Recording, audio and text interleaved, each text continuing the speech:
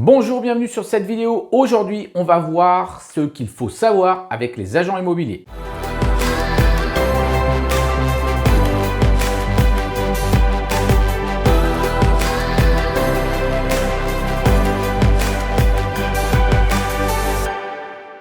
Première chose avant de commencer cette vidéo concernant les agents immobiliers, vous pouvez, je vous le rappelle, vous inscrire à ma conférence en ligne. Elle est en bas dans la partie description de cette vidéo. Vous pouvez aussi télécharger un guide qui s'appelle Comment j'ai fait 950 € de cash flow avec un immeuble. Et vous pouvez également télécharger carrément une formation gratuite. Bref, vous allez en bas, vous allez trouver vraiment des choses à connaître dès le départ. Donc allez-y, c'est gratuit. Et vous pouvez également, évidemment, vous abonner à cette chaîne dès que vous en avez envie. Allez, c'est parti. Qu'est-ce qu'il faut savoir sur les agents immobiliers ? La première des choses que je tiens à dire, c'est qu'il ne s'agit pas dans cette vidéo de faire un procès aux agents immobiliers, bien évidemment, et bien au contraire, ce n'est pas du tout l'objectif. Même si je mets en avant des points négatifs et à d'autres moments des points positifs, je le rappelle, ce n'est pas un procès. Au contraire, on va essayer de piocher des infos qui vont vous intéresser et m'intéresser et qui vont surtout vous aider pour travailler avec de vrais partenaires. Je fais un deuxième rappel, beaucoup d'agents immobiliers, ou en tout cas certains agents immobiliers, travaillent pour gagner des commissions et certains ne gagnent leur vie qu'avec les commissions, c'est-à-dire qu'ils n'ont pas un salaire fixe. Donc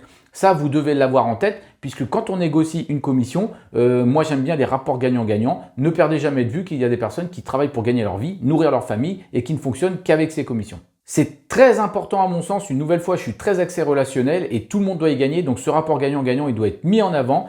Et il ne faut jamais négocier une com, j'ai envie de dire comme ça. On négocie pas une com pour négocier une com, c'est parce que ça doit rentrer dans vos chiffres. Vous ne devez pas y perdre, ça c'est important. Mais ne perdez pas non plus de vue que vous avez une personne en face qui se nourrit avec cette commission. Alors première chose, pourquoi on travaille avec des agents immobiliers ? On travaille avec des agents immobiliers pour faire de bonnes affaires. Clairement, très souvent, s'ils sont ancrés dans le métier depuis longtemps, ils vont avoir des connaissances, ils vont avoir un réseau. Et il y a de grandes chances qu'ils vous apportent l'affaire qui convient, qui vous convient, qui va vous permettre de bien débuter ou de bien enchaîner vos investissements. Clairement, c'est une grave erreur de croire que parce qu'il y a une commission supplémentaire, on va faire une mauvaise affaire.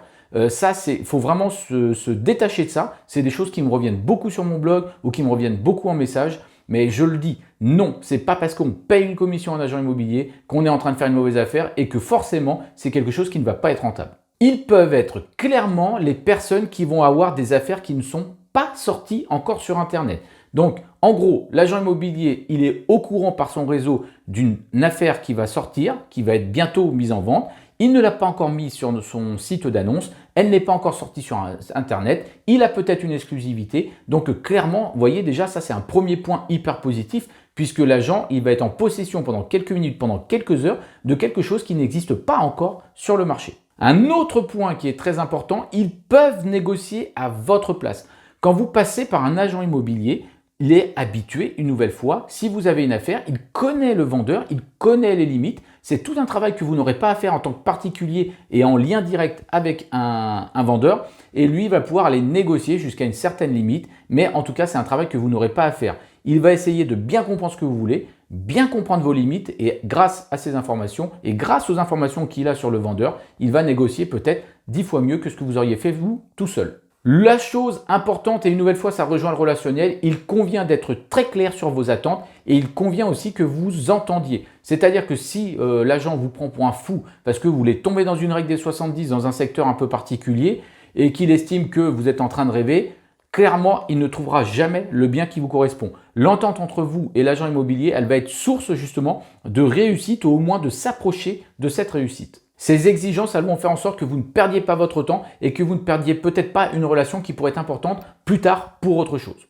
Alors clairement, si les agents immobiliers peuvent être très utiles, comme on l'a vu pour les différents points que j'ai évoqués juste avant, ne perdez pas de vue qu'ils vont l'être peut-être beaucoup moins et que vous devez être plus professionnel sur certains points. Je vais y revenir en détail, mais ça, j'aimerais aussi que ça rentre bien dans vos têtes parce que ça fait une grande différence et j'ai envie de dire que c'est hyper important de le comprendre qu'à un moment donné, c'est vous le maître du jeu et c'est vous qui devez avoir une certaine expertise. Premier exemple, l'estimation des travaux. Vous arrivez, vous voulez faire une estimation des travaux. J'ai fait une vidéo à ce sujet avec un petit tableau qui est hyper utile et qui est d'ailleurs j'ai mis des mois à faire quand même et qui est hyper utile et qui permet de faire cette estimation de travaux.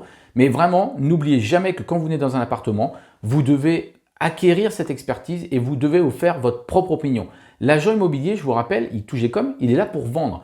Donc s'il vend, je ne dis pas qu'il va dire n'importe quoi, mais bien sûr que des points positifs vont être mis en avant et les points négatifs vont être minimisés. Exemple premier pour les travaux, là voilà, il y a un petit rafraîchissement à faire, je pense qu'il y en a pour 5 ou 6 000 euros.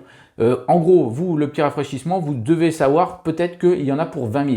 Donc ça, c'est hyper important. La somme des travaux alloués pour remettre dans un état convenable et faire mieux que les autres et apporter une certaine valeur, elle est souvent très minimisée par les agents immobiliers qui, un, veulent vendre et deux, n'ont peut-être pas les connaissances nécessaires en termes de travaux. En gros, c'est vous l'expert, c'est vous qui faites votre expertise travaux et vous savez donc à combien vous allez pouvoir estimer une offre en fonction de cette enveloppe travaux. Deuxième point sur lequel vous devez être vigilant, l'estimation locative faite par les agents immobiliers. Alors certains vont avoir une grande expertise parce qu'ils sont habitués à louer peut-être des biens meublés dans un secteur, mais peu importe. Ce qu'il va compter, c'est ce que vous avez retiré de vos tests et ça, j'insiste, mais je suis très clair dans mon programme Immo Meublé Pas à Pas, c'est vos tests qui font la différence, c'est vos tests qui vous disent jusqu'à combien vous pouvez louer et c'est vos tests qui vous proposent une limite en fonction de ce que vous avez mis en annonce, évidemment en termes de tests. Donc ça, c'est vous l'expert, c'est vous qui savez et c'est pas l'agent immobilier qui doit commander à combien vous allez louer vos appartements. J'ai une conclusion très simple pour cette vidéo. Les agents immobiliers, leur travail est de dénicher des biens, de comprendre ce que vous attendez et de faire en sorte de vous en proposer. Le reste, c'est votre travail. L'estimation des travaux, l'estimation des loyers, c'est vous qui devez le faire. Donc, on se cantonne de travailler avec les agents immobiliers pour ce qu'ils savent faire de mieux, c'est-à-dire leur travail, dénicher des biens avant les autres et dénicher des affaires qui vous correspondent. Voilà, j'espère que j'ai été assez clair sur le sujet, mais j'estime que c'est très important parce que je reçois beaucoup de mails un peu néophytes, mais c'est pas grave, on a le droit d'être néophyte, mais voilà, on me demande souvent, par exemple, ouais, l'agent il m'a dit qu'il y en avait pourtant de travaux, qu'est-ce que tu en penses? Bon, j'en pense qu'il faut faire une étude de cas et qu'il faut savoir exactement pour combien il y en a de travaux et c'est à vous de le faire. Voilà ce que j'en pense. Voilà, c'est terminé pour cette vidéo. N'oubliez pas que vous pouvez télécharger toutes les choses en bas. Vous pouvez vous inscrire à ma conférence en ligne. Vous allez apprendre plein de trucs en 1 heure. Je vous invite vraiment à le faire. Et vous pouvez vous abonner à cette chaîne et cliquer sur la petite cloche pour être notifié de toutes les infos. Moi, je vous dis à très vite.